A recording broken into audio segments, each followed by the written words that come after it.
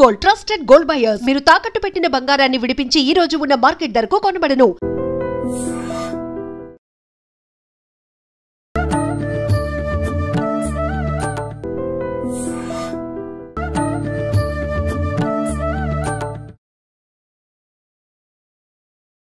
నమస్కారం, welcome to I dream. ధర్మ మార్గం విత్ విజిత కార్యక్రమానికి స్వాగతం. ప్రస్తుతం మనతో పాటు ఉన్నారు ప్రముఖ ఆధ్యాత్మికవేత్త, జ్యోతిష పండితులు మరెల్ల రవిశాస్త్రి గారు. ఇప్పుడు వారితో మాట్లాడదాం. నమస్కారం అండి. నమస్తే గురుగారు, మామూలుగా మనం ఎంత హార్డ్ వర్క్ చేసినా, ఏం చేసినా గ్రోత్ లేదు, దానికి తగ్గ గుర్తింపు లేదు అని చెప్పి చాలా మంది బాధపడుతూ ఉంటారు. అటువంటి వారిది వ్యక్తిగతంగా జాతకం కనుక తీసుకుంటే గురువు వాళ్ళ స్థానంలో ఉండాల్సిన విధంగా కరెక్ట్గా లేరు, అందుకని చెప్పి మీకు గురుబలం తక్కువగా ఉంది, అందుకని ఇలా జరుగుతోంది అని చెప్పి సాధారణంగా చెప్తూ ఉంటారు. అయితే ఈ గురుబలం పెరగాలి అంటే మనకు మనమే చేసుకోవాల్సిన విధానాలు ఏమైనా ఉన్నాయా? ఓం శ్రీ గురుభ్యో నమః. గురువు జాతకంలో చాలా ఇంపార్టెంట్ గ్రహం. గురువు బలంగా ఉంటే ఎట్లా ఉంటుందయా జీవితము అంటే, నీటి మీద ప్రవాహానికి అనుకూలంగా పడవ మీద వెళ్తున్నాం అనుకోండి, వాడు పడవ అట్లా పెడతాడు, ఓన్లీ అట్లా స్టీరింగ్ పట్టుకొని వదిలేస్తూ ఉన్న ఇంజన్ ఆ ప్రవాహానికే వెళ్ళిపోతూ ఉంటుంది పడవ. అదే ఎదురీత రావాలనుకోండి ఆపోజిట్ డైరెక్షన్లో, చాలా కష్టం కదా. అవును, పడవలో ఆ ఫ్లోకి ఆపోజిట్ డైరెక్షన్లో రావాలంటే చాలా కష్టం. అవును. సో జీవితం అనేది గురువు బాగుంటే ఆ యొక్క ప్రవాహాన్ని సాఫీకానికి ఉంటుంది. అలాగే మన జీవితంలో ఇది ఎట్లా వర్తిస్తుంది అంటే, గురువు బాగున్నాడు అంటే మనం ఎక్కడో పోయి ఏదో ల్యాండ్ కొంటాం, ఆ చుట్టుపక్కల ఏదో ఒకటి హైప్ అనేది రావటమో, ఏదో ఫ్యాక్టరీ రావటమో జరుగుతుంది. వీడికి ఉన్నట్టుండి ఫైనాన్షియల్గా ఇంక్రీజ్ అవుతుంది. లేదు ఒక చోట పోయేసి మనకి ధనాన్ని ఇన్వెస్ట్ చేయటమో, ఏదో వ్యాపారంలో పెట్టడమో జరుగుతుంది. ఆ బిజినెస్కి ఏదో క్రేజ్ వస్తుంది, ఆటోమేటిక్గా వాళ్ళకి మంచి ఇది జరుగుతుంది. అలా మనకి ఏదైనా సరే పాజిటివ్గా మనకి బాగా ఈజీగా జరగాలి, స్మూత్గా జరగాలి అంటే చాలా బాగుంటుంది అన్నమాట గురుబలం అనేది. అంటే దీనికి ఇంకొక ఎగ్జాంపుల్ ఏంటంటే, గ్రీజ్ వేసిన చక్రాలు ఎంత స్మూత్గా వెళ్తాయో గురుబలం ఉన్న జీవితాలు అంత స్మూత్గా వెళ్తాయి. సో ఆ చక్రాలకి అంత స్మూత్నెస్ రావాలి అంటే గురుబలం ఉండాలి. ఈ గురుబలం కొంతమందికి బాగుంటుంది, కొంతమందికి గురువు నెగిటివ్ డైరెక్షన్లో ఉంటాడు, నీచలో ఉంటారు. అలా మనం చూసుకుంటే జనరల్గా 85లో పుట్టిన వాళ్ళకి గురువు నీచమే, 97లో పుట్టిన వాళ్ళకి గురువు నీచమే, 2009లో పుట్టిన వాళ్ళకి గురువు నీచమే, 2021లో పుట్టిన వాళ్ళకి గురువు నీచమే. అంటే ఎవరి 12 ఇయర్స్కి గురువు మకరంలోకి ప్రవేశించేప్పుడు నీచ స్థానం పొందుతాడు. అలాగే స్థానాలు కూడా 6వ స్థానంలో ఉంటే స్టమక్ రిలేటెడ్ ఇష్యూస్, యాంజైటీస్ పెరగటం, బ్రెయిన్ రిలేటెడ్ ఇష్యూస్, ఇవన్నీ గురు భగవానుడి వల్లే వస్తాయి. సో వీటన్నిటికీ మూలమైంది ఏంటి, బెస్ట్గా ఏంటి అంటే, ప్రతి చిన్న పిల్లవాడికి సహజంగా వాడికి గురువు బాగుండాలి, మంచి బుద్ధులు ఉండాలి, ఈ నెగిటివ్ అట్రాక్షన్స్కి కనెక్ట్ కాకుండా ఉండాలి. ఇప్పుడు ఎంతోమంది పేరెంట్స్ ఉంటారు, ఇప్పుడు ఎన్నో అట్రాక్షన్స్కి కనెక్ట్ అయిపోతున్నారు, ఈ యొక్క హ్యాబిట్స్కి కనెక్ట్ అయిపోతున్నారు పిల్లలు అన్నమాట. వాళ్ళందరి నుంచి బయటికి రావాలి అంటే ఫస్ట్ పాయింట్ ఏంటంటే, వాళ్ళకి దక్షిణామూర్తి స్తోత్రం నేర్పించండి. దక్షిణామూర్తి స్తోత్రం నిత్యం ఎవరైతే చేస్తూ ఉంటారో వారికి రోజు రోజుకి గురుబలం పెరుగుతూనే ఉంటుంది. ఎన్నిసార్లు చేయాల్సి ఉంటుంది? రోజుకు ఒకసారి చాలు. చిన్నపిల్లలు అయితే ఓపిక ఉంటే 3 సార్లు అంతే. అంటే మహా అయితే 24 శ్లోకాలు, గట్టిగా చెప్తే 4 నిమిషాలు 5 నిమిషాల వ్యవధిలో అయిపోతుంది. రోజుకి 5 నిమిషాలు కానీ రోజు పారాయణ చేసుకోవడం అలవాటు అయితే, నిత్య పారాయణలో భాగం అయితే చాలా బాగుంటుంది. అలాగే ఇంకా సింపుల్ రెమెడీ, రావి చెట్టుని పెంచిన, రావి చెట్టుకి నీళ్లు పోసిన, రావి చెట్టు చుట్టూ పాది చేసిన, రావి చెట్టుకి ఏ సేవ చేసినా, రావి చెట్టు చుట్టూ ప్రదక్షిణ చేసిన వీళ్ళందరికీ గురుబలం పెరుగుతుంది. ఓకే, ఎన్ని ప్రదక్షిణలు రావి చెట్టు చుట్టూ? అక్కడ ప్రదక్షిణలు మన వాళ్ళు 108 అని 27 అని చెప్పారు. ఎందుకు అంటే రావి చెట్టుకి ఒక పాజిటివ్ ఆరా ఉంటుంది. అవును. ఆ ఆరాలో నువ్వు ఎంతసేపు గడపాలి అనే కాన్సెప్ట్ కోసమే నీకు ప్రదక్షిణాలు అని చెప్పారు. నువ్వు మామూలుగా రావి చెట్టు దగ్గర కొంతసేపు ఉంటారా అంటే ఒక నిమిషం ఉండి వచ్చేస్తారు. అదే 108 ప్రదక్షిణాలు చేయమంటే కొంచెం ఎక్కువసేపు కేటాయిస్తాం, ఆటోమేటిక్గా ఒక ½ అన్ అవర్ అక్కడ ఉంటారు. అవును. ఓకే, రావి చెట్టుతో గడిపితే స్త్రీలకి గైనిక్ ప్రాబ్లమ్స్ పోతాయి. అలాగే జెంట్స్కి ఇప్పుడు వస్తున్నటువంటి ఈ స్పరం కౌంట్ ఇష్యూస్ పోతాయి. అలాగే గురువు బలం బాగా పెరిగితే ఆటోమేటిక్గా నర్వ్స్ ప్రాబ్లం పోతుంది. ఫిజికల్ హెల్త్లో ఇవన్నీ ఓకే, ఇవన్నీ ప్రాక్టికల్గా జరిగినాయి.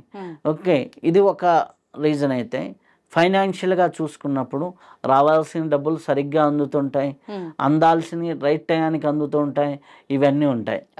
జీవితం ఎలా ఉంటుంది? సంతృప్తిగా ఉంటుంది, ఆందోళన రహితంగా ఉంటుంది, ఆందోళన లేకుండా ఉంటుంది, సంతృప్తిగా ఉంటుంది. అలాగే హ్యాపీగా జీవితంలో అన్నీ ఏ టైంకి జరగాలో ఆ టైంకి జరుగుతూ ఉంటుంది. నిద్ర విషయానికి వస్తే రైట్ టైంకి స్లీప్ ఉంటుంది, రైట్ టైంకి లేస్తూ ఉంటారు, క్రమశిక్షణతో ఉంటారు. ఒక గురుబలం బాగుంటే ఇన్ని బాగుంటాయి. కాబట్టి వీటన్నిటికీ ఏంటంటే ఒకటి దక్షిణామూర్తి స్తోత్రం చేసుకోవటం, రెండవది వచ్చేసి ఇది రావి చెట్టుకి సేవ చేసుకోవటం.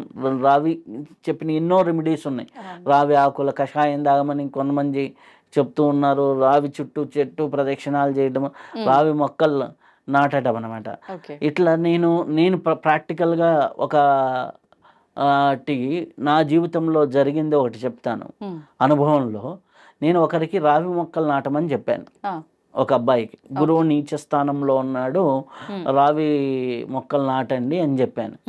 అయితే ఆ అబ్బాయి ఏం చేశాడు, వాళ్ళు హ్యాపీగా ఒక రోడ్డు వేశారు, డివైడర్ వేసి ఏ మొక్కలు వేయలా, ఏ మొక్కలు వేయలా. ఆ అబ్బాయి ఏం చేశాడు, ప్రతి 20 ఫీట్లకు ఒకటి రావి మొక్క వేసి నాటేసి అన్నిటికీ ఏం చేశారు, రోజుకి 200 ఇచ్చి వాటర్ ట్యాంక్ నీళ్ళు పెడతారు కదా, ఆ నీళ్లు పెడుతూ ఉంటే ఆ నీళ్లు పట్టడం వాళ్ళకి ఇచ్చి నీళ్లు పట్టించాడు ఇతని. ఒక రావి చెట్టుకి ఏంటి ఒక 3 నెలలు పట్టిస్తే అది మళ్ళీ అవసరం లేదు. అలా మొత్తం కూడా ఆ ఊరు పరిధి వరకు 1.5 కిలోమీటరు ప్రతి 10 మీటర్స్కి ఒక రావి చెట్టు వేసుకుంటూ వెళ్ళాడు. దాదాపులో వచ్చేసి 250-300 చెట్లు నాటాడు. నాటి నీళ్లు పట్టించాడు. ఒక 6 నెలల తర్వాత కరెక్ట్గా ఏంటి, ఒక 6 నెలల తర్వాత అతనికి ఒక కాంట్రాక్ట్ వచ్చింది. ఆ కాంట్రాక్ట్ వచ్చింది, అది ఎవరో పొలిటికల్గా కొట్టుకోవటం వల్ల పొలిటికల్ లేని వ్యక్తికి ఇవ్వాలని ఈయన ఓన్లీ జీవో వేసాడు, వచ్చింది. ఓకే, ఒక పెద్ద పార్కింగ్ ఏదో కాంట్రాక్ట్. ఆ పార్కింగ్ కాంట్రాక్ట్ చాలా మంచిది అనమాట. అంటే ఇతనికి పే చేసేది తక్కువ ఉంటుంది, ఇతనికి రిటర్న్స్ ఎక్కువ ఉంటాయి. ఇతను చేసే పని కూడా ఏం లేదు, ఆ రెగ్యులర్ ఎంప్లాయీ మానిటర్ చేసుకోవడమే. అలా ఒకటి వచ్చింది. ఆ తర్వాత పొలిటికల్గా మంచి సపోర్ట్ వచ్చింది. ఆ ఊర్లో కూడా అందరూ ఈయన గొప్పోడు అంటే ఎందుకు గొప్పోడు అంటున్నాడో అతనికి తెలియదు. ఎందుకంటే ఇన్ని చెట్ల ద్వారా ఒకటి సైకలాజికల్గా చూసుకున్న మన కర్మఫలం చూసుకున్న ఆ చెట్ల మధ్యలో నుంచి ఎవడెళ్తున్నా అబ్బాయి ఎంత బాగుందిరా గ్రీనరీ, అన్ని లైన్లో భలే నాటారా, ఎవడు నాటాడో అనుకుంటారు. లేకపోతే ఆ చెట్లు నీడదగంగానే హాయిగా ఉందిరా అంటారు.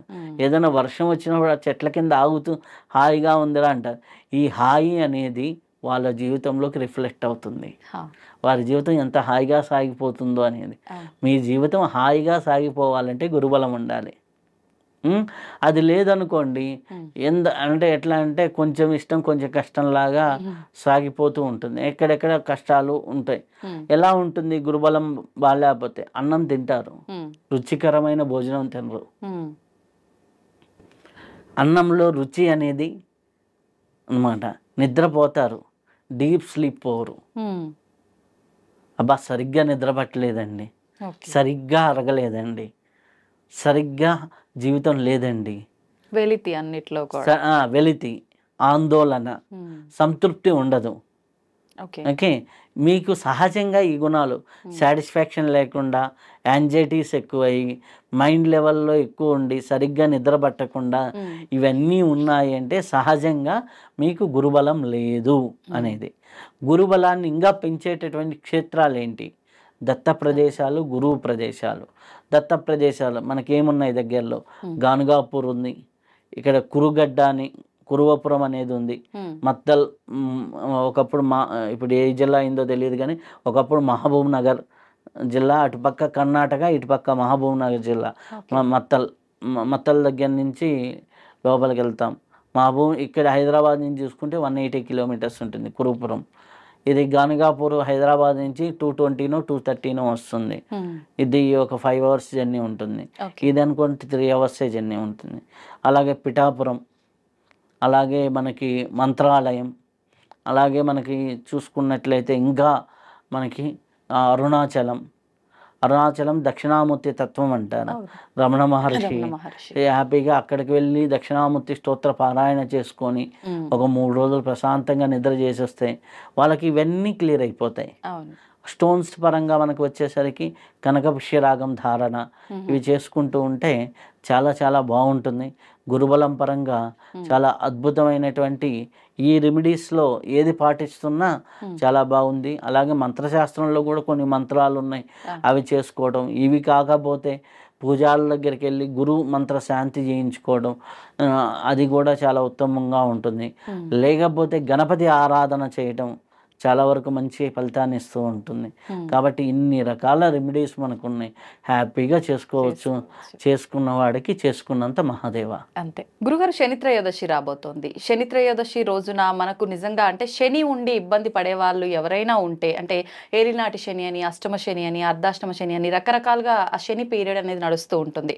అటువంటి వాళ్ళు దాని నుంచి విముక్తి పొందాలంటే ప్రత్యేకించి ఈ శని త్రయోదశిని ఏ రకంగా ఉపయోగించుకోవచ్చు అంటారు? ఓం శ్రీ గురుభ్యో నమః. శని త్రయోదశి, అలాగే శని అంటే ఎవరు? శని భగవానుడు ఏం చేస్తాడు అంటే, శని భగవానుడు కర్మ ఫలదాత. అంటే నువ్వు పూర్వం ఏ కర్మ అయితే చేసావో ఆ కర్మకి ఫలితాన్ని ఇచ్చేటటువంటి గ్రహం అనుకోవచ్చు, ఒక శక్తి అనుకోవచ్చు. కాబట్టి కర్మకి ఫలితాన్ని ఇచ్చేటటువంటి దైవం కర్మ ఫలదాతగా మనం చెప్తూ ఉంటాం. మన శని భగవానుడు మన కర్మల్ని మనకి ఇస్తూ ఉంటాడు. నువ్వు మంచి పూర్వం చేసి ఉంటే మంచి ఇస్తాడు, చెడు పూర్వం చేసి ఉంటే చెడు ఇస్తాడు. కానీ ఇక్కడ చాలామంది అంటారు శని ఏదో కష్టాలు ఇస్తాడని. శని భగవానుడు కష్టాలు ఇవ్వడు, మీరు చేసిన వాటికి ఫలితాన్ని ఇస్తాడు. కాబట్టి కొంతమంది మంచి చేసి ఉండొచ్చు, కొంతమంది పూర్వం చెడు చేసి ఉండొచ్చు, వాళ్ళ ప్రవర్తనలో విపరీతాలు ఉండొచ్చు. కాబట్టి వాటి ఫలితాలు మనకు వస్తూ ఉంటాయి. అయితే శని భగవానుడు మనకి కర్మల్ని ఫలితాలుగా ఇస్తున్నాడు. అయితే ఈ శని దోషాన్ని పోవడానికి మనం ఏం చేయాలి? జనరల్గా మనం ఏం చేయాలి? ఇప్పుడు ఎవరికి మనకి ఈ యొక్క ఏలినాటి శని ప్రభావం ఉంది అంటే, ముఖ్యంగా కుంభరాశి వారికి, మీనరాశి వారికి, మేషరాశి వారికి, ఈ ముగ్గురికి ఏలినాటి శని ప్రభావం ఉంది. అలాగే సింహరాశి వారికి అష్టమ శని ప్రభావం ఉంది. అర్ధాష్టమ శని ప్రభావం అంటే ధనుసు రాశి వారికి ఉంది. ఈ రాశులలో 5 రాశుల వారికి ఎప్పుడు శని ఎఫెక్ట్ అనేది ఉంటుంది. ఎప్పుడు ఒకరికి అష్టమ శని, ఒకరికి అర్ధాష్టమ శని, మూడు యొక్క రాశులకేమో ఏలినాటి శని ఎప్పుడు ఉంటుంది. కాబట్టి ఈ 5 రాశులు శని ఎఫెక్ట్లో ఉంటారు. సో ఇక్కడ ఏంటి అంటే ఈ శని ఎఫెక్ట్ ఉన్నవాళ్ళు, లేదా జాతకంలో చూసుకున్నప్పుడు శని మహాదశ జరుగుతున్నవారు, వీళ్ళందరికీ కొద్దిగా స్లోగా పనులు అవుతూ ఉంటాయి. శని మూలాధారానికి అధిపతి. మూలాధారం అంటే మన వెన్నుపూస చివరి భాగంలో ఉండేటటువంటిది. ఇది ఫిజికల్ హెల్త్లో stomach related issues, constipation issues, free motion కాకపోవటం, ఇలాంటి అన్నిటికీ అధిపతి అన్నమాట. కాబట్టి ఈ అన్నిటికీ అధిపతి అయినటువంటి శని భగవానుడు బాగలేకపోతే మనం ఏం రెమెడీ చేసుకోవాలి? ఆ రెమెడీస్ మన శని త్రయోదశి నాడు చేసుకుంటే ఇంకా ఎక్కువ ప్రయోజనం ఉంటుంది. అయితే ముఖ్యంగా శని త్రయోదశి నాడు మనకి చెప్పేది శని భగవానుడికి తైలాభిషేకం. శని భగవానుడికి తైలాభిషేకం మనం చేయటం వల్ల చాలా వరకు మంచి ఫలితాలు వస్తాయి. అలాగే శని త్రయోదశి నాడు అభ్యంగన స్నానం చేసినా కానీ చాలా మంచి ఫలితాలు వస్తాయి. అభ్యంగన స్నానం అంటే నువ్వుల నూనె ఒంటికి అప్లై చేసుకొని కొంతసేపు పూర్వకాలంలో పండగలు అప్పుడు చేసేవాళ్ళు, అలా చేస్తే చాలా మంచి ఫలితాలు వస్తాయి. ఇవి 2 కాకుండా ఇంకా శని భగవానుడి యొక్క అనుగ్రహం పొందడానికి బాగా మనం చేసుకోవాల్సింది ఏంటంటే, ఎక్కడైనా సరే వికలాంగులు కనిపిస్తే హెల్ప్ చేస్తే శని భగవానుడు సంతోషపడతాడు. ఓన్లీ శని త్రయోదశి రాదే కాదు, మనకి వికలాంగులు కనిపించినప్పుడు హెల్ప్ చేసిన, అలాగే ఎవరైనా సరే పారిశుద్ధ్య కార్మికులు అంటే మనకి ఇప్పుడు వాష్రూమ్ క్లీన్ చేయడానికి ఇట్లా వస్తూ ఉంటారు, అటువంటి వాళ్ళకి హెల్ప్ చేస్తున్న వాళ్ళందరికీ కూడా శని భగవానుడు మనం హెల్ప్ చేస్తుంటే అటువంటి వాళ్ళందరికీ చాలా మంచి ఫలితాలు రావటం అనేది జరుగుతుంది. కాబట్టి శని భగవానుడు యొక్క అనుగ్రహం పొందాలి అంటే సేవ ఒకటి మార్గం, సేవ ముఖ్యమైన మార్గం. ఆ తర్వాత శనికి తైలాభిషేకం చేసుకోవడం ఒక మార్గం, అలాగే ఆంజనేయ స్వామిని ఆరాధన చేయడం ఒక మార్గం, హనుమాన్ చాలీసా నిత్యపారాయణ చేసుకోవడం ఇది ఒక మార్గం ఆంజనేయ స్వామిని, అలాగే శివ రుద్రాభిషేకం చేసుకోవడం ఒక మార్గం. ఇది కాకుండా ఇంకా మనకి చెప్పిన మంత్రశాస్త్రం పరంగా వచ్చినప్పుడు ఓం శం శనీశ్చరాయ నమః, ఇది మనకి సింపుల్గా ఉంటుంది, చాలా పవర్ఫుల్ మంత్రం. రోజుకి 1 గంట సేపు కానీ చేసుకుంటూ ఉంటే ప్రతిరోజు ఓం శం శనీశ్చరాయ నమః అనేది 1 గంట సేపు కానీ చేసుకుంటుంటే ఈ యొక్క శని దోషాలు ఉన్న వాళ్ళందరికీ చాలా మంచి ఫలితాలు రావటం అనేది జరుగుతూ ఉంటుంది. ఏంటంటే చేస్తూ ఒక 1 అవర్ చేస్తూ ఉంటే అట్లా పారాయణ లాగా రోజుకు 1 గంట సేపు చేసుకుంటూ ఉంటే చాలా మంచి ఫలితాలు ఉంటూ ఉంటాయి. ఇది కాకుండా శారీరకంగా మనం ఏం చేయాలి అంటే, ఎవరికైతే శారీరక శ్రమ చేస్తారో వారికి శని దోషం ఉండదు. అంటే శరీరానికి చెమట పట్టేటట్టు ఎవరైతే పని చేస్తారో వారికి ఉండదు. దీనికి బెస్ట్ ఏంటంటే ఉదయం పూట వాకింగ్ లేకపోతే ఏదో ఒక ఎక్సర్సైజు ఇది చేస్తూ ఉంటే కొంతవరకు శని దోషం అనేది నయమవుతూ ఉంటుంది. అంటే కష్టపెట్టుకోవాలి మనల్ని మనం ఏదో రకంగా కష్టపెట్టుకోవాలని, కష్టాలు తెచ్చుకోవాలని కాదు, శారీరక శ్రమ అంటే నిత్య వ్యాయామము నిత్య యోగాను ప్రాక్టీస్ ఉన్న వాళ్ళకి శని ప్రభావం అనేది చాలా తక్కువగా ఉంటుంది. ఎందుకంటే శని ఎక్కడ ఉంటుంది, మూలాధారం, ఆల్రెడీ చెప్పాను డైజెషన్ అండ్ మోషన్ సిస్టమ్. ఎవరికైతే వాకింగ్, ఎవరైతే కొద్దిగా ఎక్సర్సైజ్ చేస్తారో ఆటోమేటిక్గా స్టమక్ రిలేటెడ్ ఇష్యూస్ క్లియర్ అవుతూ ఉంటాయి. ఎప్పుడైతే ఇవన్నీ క్లియర్ అవుతున్నాయో అక్కడ యాక్టివ్నెస్ ఉన్నట్టే కదా ఆటోమేటిక్గా. ఇవి చేస్తూ ఉంటే చాలా వరకు బెటర్ అవుతూ ఉంటుంది. ఇంకా సూర్యోదయం కంటే ముందర నిద్ర లేవటం అనేది చాలా మంచి అలవాటు. అటువంటి వాళ్ళకు కూడా శని భగవానుడి యొక్క నెగిటివ్ ఫలితాలు అనేవి చాలా తక్కువగా ఉంటాయి. ఇప్పుడు ఎన్ని రకాల రెమెడీస్ చెప్పాం, మనకి శని త్రయోదశి నాడు తైలాభిషేకం చేసుకోవచ్చు, అభ్యంగన స్నానం ఇవి చేసుకోవచ్చు శని త్రయోదశికి. ఇవి కాకుండా ఎప్పుడైనా శని ప్రభావం ఉన్న వాళ్ళకి ఆ రోజు కాకుండా మామూలుగా శనికి రోజు చేసుకోవాల్సింది ఏంటంటే, ఎక్కడైనా వికలాంగుళ్ళు కనిపిస్తే అన్నదానమో ఏదో ఒక దానం చేయడం, లేదా పారిశుద్ధ్యం లాంటి అంటే లోయెస్ట్ ఆఫ్ ద లోయెస్ట్ పనులు చేసే వాళ్ళకి హెల్ప్ చేయటం. అలాగే నెక్స్ట్ వచ్చేసి ఎవరైనా కష్టాల్లో ఉన్నటువంటి రైతులు కానీ నిత్య శ్రమ చేసే వాళ్ళు ఉన్న వాళ్ళకి హెల్ప్ చేసే పని చేయడం, ఇదన్నీ కూడా శని భగవానుడికి చేసే సేవలే, మనకున్న కర్మలు కడుక్కోవడానికి చేసేటటువంటి పనులే. ఇవన్నీ చేయటం వల్ల చాలా మంచి ఫలితాలు రావటం అనేది జరుగుతుంది. ఇది కాకుండా మనం ఎప్పుడైనా శివాలయ దర్శనం చేసినప్పుడు శివాభిషేకం కూడా చాలా మంచిది. అలాగే హనుమాన్ చాలీసా ఇంకా బెటర్గా వెళ్ళాలి, ఇంకా బాగుండాలి అంటే శనివారం కానీ మంగళవారం కానీ ఆంజనేయ స్వామికి తమలపాకులతో పూజ చేయటం అనేది చాలా శ్రేయస్కరం. ఇలా చేసుకుంటూ ఉంటే చాలా అద్భుతమైన ఫలితాలు శని దోషానికి మనకి వస్తాయి.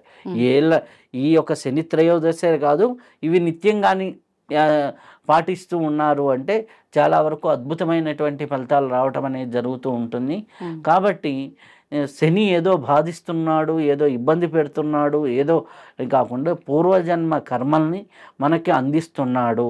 కర్మ ఫలదాత శని భగవానుడు, కర్మ ఫలదాత. ఈ ఒక్కటి గుర్తుపట్టుకొని మనకు కష్టాలు రావటం లేదు, మనం చేసిన వాటికి ఫలితం వస్తుంది. ఇప్పుడు దీనికి ఒక చిన్న ఎగ్జాంపుల్ చెప్తాను. ఓ పిల్లవాడు ఉన్నాడు, 10th క్లాస్ పిల్లవాడు, లేదా ఇంటర్మీడియట్ ఎగ్జామ్స్కి ప్రిపేర్, సంవత్సరం మొత్తం చదివాడు అనుకోండి, చివరి ఎగ్జామ్స్ టైం వచ్చినప్పుడు ఎలా ఉంటుంది తనకి? వాడికి చాలా ఈజీ అవుతుంది, అంటే పెద్ద ఇబ్బంది అవ్వదు, ఒకసారి రివిజన్ చేసుకుంటే సరిపోతుంది. రివిజన్ చేసుకోవడం, పరీక్ష వాడికి ఆటగా ఉంటుంది, ఎప్పుడెప్పుడు పరీక్ష రాద్దాం మంచి స్కోర్ చేద్దామని.